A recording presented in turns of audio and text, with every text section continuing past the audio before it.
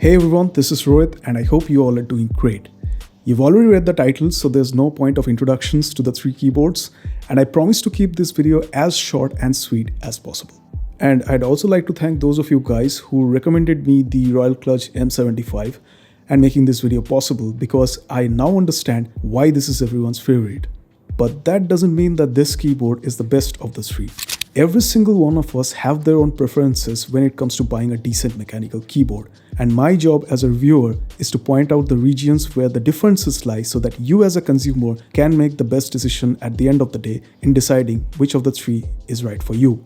And as a bonus, there will be ASMR typing tests followed by my personal recommendations at the very end of this video, so stay tuned.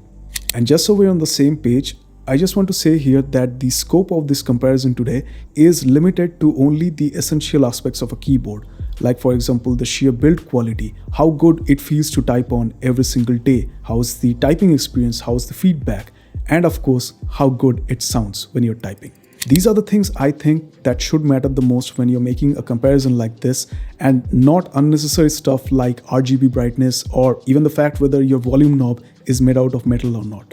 Alright, so let's jump in and first talk about the similarities. So all the three keyboards are tri-mode wireless, featuring fully hot swappable PCBs. They all have a 75% form factor with around 80 keys in total, and all of them are built using plastic cases with height adjustment feet at the bottom. Both Windows and Mac are supported by all the three keyboards, but you don't get Mac specific keycaps in either of them, and neither are the companion applications supported on a Mac. Speaking of keycaps, you'll get double shot PBTs as standard in all the three keyboards, and these belong to the Cherry profile, and they're all opaque, so none of them have any kind of RGB pass-through. Oh, and you also get a rotary encoder knob in all the three keyboards. Now with that being said, let's talk about a few noticeable differences that you'll find in the three keyboards. The design of the Kreo Swarm looks kind of basic in comparison to the other two. It's just the keys, a few indicator lights, and that's about it. Now coming to the Aula F75, you get a really cool RGB light bar just beside the escape key, so that's a nice touch. But the Royal Kludge M75 just takes it to the whole new level with its gorgeous OLED screen at the bottom right corner. It tells you almost everything from the mode you're on to the amount of battery that you have remaining. And not just that, this is the very first keyboard that I'm using that features a pass-through Type-C port in addition to the one that we already have for connecting the keyboard to our computers. So in terms of just the number of features that you're getting in a keyboard, the Royal Kludge M75 definitely has the edge here. But it's only when you start delving into the most important aspect of a mechanical keyboard, aka the typing feel and feedback, a true keyboard enthusiast will immediately notice the difference between all the three keyboards. So let's talk about that. Now all the three keyboards are gasket mounted with multiple layers of sound insulation. And personally I've gutted both the Kreo Swarm and the Royal Kludge M75. Currently you're seeing the innards of these keyboards on your screens right now. And the Aula F75 has also been gutted courtesy of Mr. Sunny from Hardware Mana. Now the Swarm has only 3 layers of acoustic insulation in comparison to 5 on the other two. And that alone creates a big difference to how these keyboards sound. And the other factor that needs to be considered here is the type of gaskets that are being used in each of the three keyboards. Just take a look at these thin rudimentary gaskets that you find in the Royal Kludge M75.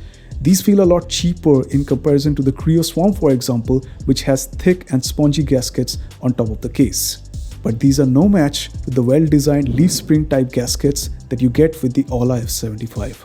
So having the advantage of both a well-designed gasket mounting structure in addition to better case acoustics kind of gives the Aula F75 a leading edge in terms of the typing experience.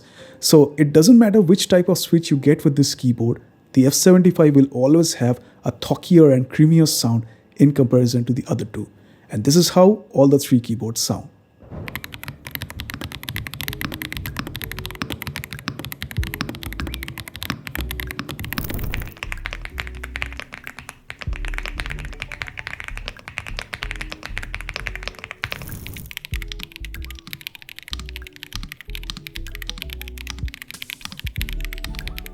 So just like you saw, the Kreo Swarm or the Royal Kludge M75 doesn't exactly have a thocky sound signature, but it leans more towards a clacky or poppy sound signature per se.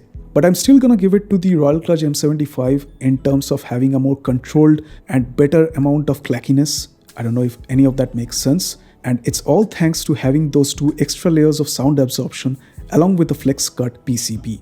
But with that out of the way, if we now talk about how much friendly these keyboards are in terms of teardown and modability, the Kreo Swarm is definitely the winner here. It's the only keyboard out of the 3 that allows you to open up just by unscrewing the 8 screws at the bottom of the case. The other 2 keyboards are absolute nightmares in this aspect. You need to have special pry tools like these in order to open up these keyboards thanks to the pathetic clip-based mounting structure. And honestly, I wouldn't even recommend opening these up if you're a complete beginner. Alright, so let's talk about the battery life of the 3 keyboards. So the Royal Kludge M75 has a slightly smaller battery, 3750 in comparison to the 4000 of the other 2 keyboards. But interestingly enough, all the 3 keyboards fared pretty similar when it came to the battery backup. So it's around 10 to 12 days with the RGB switched on at the full brightness, and if you turn it off, you can easily get it over 2 weeks. Some can even score a month of usage. Now, we all know that the M75 has also a screen to power, right? But the fact that it's an OLED and that too monochromatic, it doesn't draw up that much power. Now, all the 3 keyboards have different approaches to how you check the battery life. In the Kreo Swarm, for example, you have an LED that changes its color depending upon how much battery you have remaining. In the Aula F75, a row of keys light up to show how much battery you have remaining when you press Function and B key. Pretty similar to the way EpoMaker has done it with their EK98 that I reviewed recently. But the GOAT here is of course the Royal Kludge M75, which offers you an entire screen for even the battery info. Next, if we talk about the RGB, I honestly don't care how bright they are or even if they're present or not. But if you're someone who likes RGB, your best bet is to get the Kreo Swarm since it is the only one that comes with north-facing RGB LEDs instead of the south-facing ones that you get in both the other 2 keyboards. But that being said, the Kreo Swarm could have benefited from having pudding keycaps right from the factory to take advantage of that RGB. Alright, so the thing that I'm about to mention right now is not exactly a deal breaker or difference per se in any of the 3 keyboards, but is rather an interesting quirk that I found in the Royal Kludge M75, and that made me actually fall for this keyboard. Pretty much every keyboard out there, including the Aula and the Kreo, have some kind of a toggle slider to select between the connectivity modes, but it kind of feels mushy and not precise sometimes. So what Royal Kludge did was they basically discarded this toggle switch altogether and they had the same functionality implemented in the rotary knob. So now you have a knob that not only controls the volume, but you can also switch between the connectivity modes. And the tactile feedback that you get in doing so, it's so satisfying that it kind of makes you want to do that all day long. Alright, so now let's talk about my final thoughts regarding these 3 keyboards. So just as you saw, all of them are pretty decent offerings. They all have their fair shares of pros and cons. No one is better than the other. And honestly, all of them have pretty huge fan following. So if you're someone who loves RGB in general and you're planning to get a decent sounding mechanical keyboard with proper north-facing RGB LEDs, and you're also planning to get pudding keycaps later on down the line to take advantage of that RGB, you can definitely go with the Kreo Swarm. And it's also for those of you guys who intend on modding their keyboards, because the Kreo Swarm is a mod-friendly keyboard.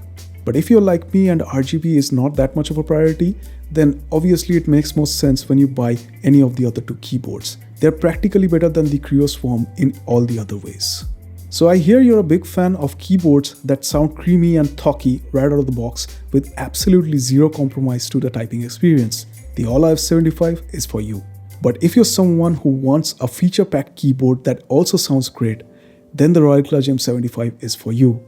That OLED screen right there, along with USB-C pass-through, along with that multi-function knob that feels so tactile and so satisfying. I just love it. Alright, so that is pretty much it for this video, and I really hope you guys got some value out of it. The links to purchase all the 3 keyboards are there in the video description, so make sure to check it out. And for more such videos like this, don't forget to drop a sub to the channel down below. Thank you so much for watching, and I'll see you guys in my next one.